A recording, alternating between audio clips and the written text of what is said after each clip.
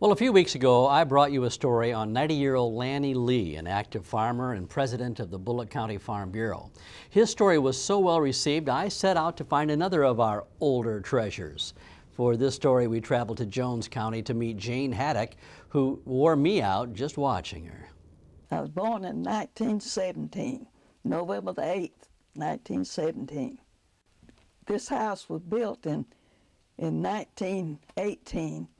So I was a year old when my family moved into this house.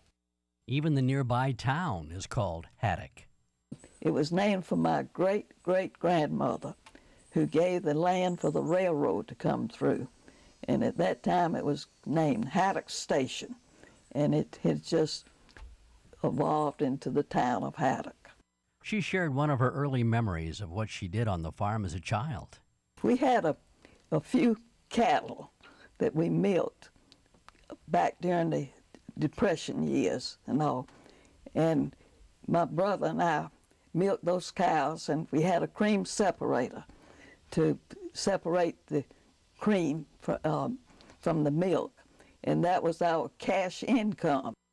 She bought her first land in 1950. During the Depression years, my father lost everything he had except the house and 8 acres of land. And I've had to buy, or did buy, all of my land that I own, because I knew this was what I wanted to do all my life, was live on the farm. She now owns 220 acres and has about 70 head of cattle. She tends them all by herself and believes the cattle are what keeps her going. I'm convinced of that, because I've had something to do, something to look forward to. It's just a way of life with me. Not only has she raised cattle all of her life, but worked for 30 years at Central State Hospital. For 50 years, she was the treasurer of her church and has been a Farm Bureau member more years than she can remember, something very important to her. It gives me an association with other people who are interested in the same field that I'm interested in.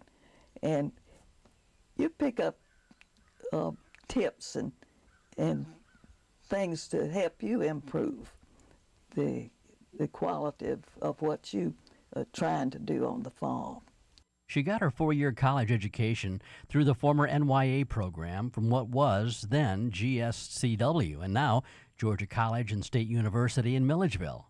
In 1982, she set up a scholarship fund. Because I said I had to have help when I came along, and I wanted to give somebody else the same opportunity that I had. Scattered throughout her home are plaques in recognition of her years of service. She was even honored by Georgia Cattlewoman magazine.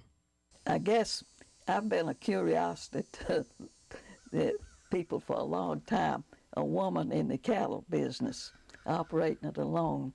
And it's just recognition for what I've been able to do with cattle and with the farm and everything.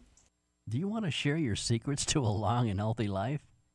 Staying active and having a good diet and having an outside interest in something.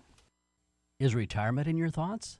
Oh, no. I'd go stark raving mad if I had to sit in front of the television all day long and sit and twiddle my thumbs.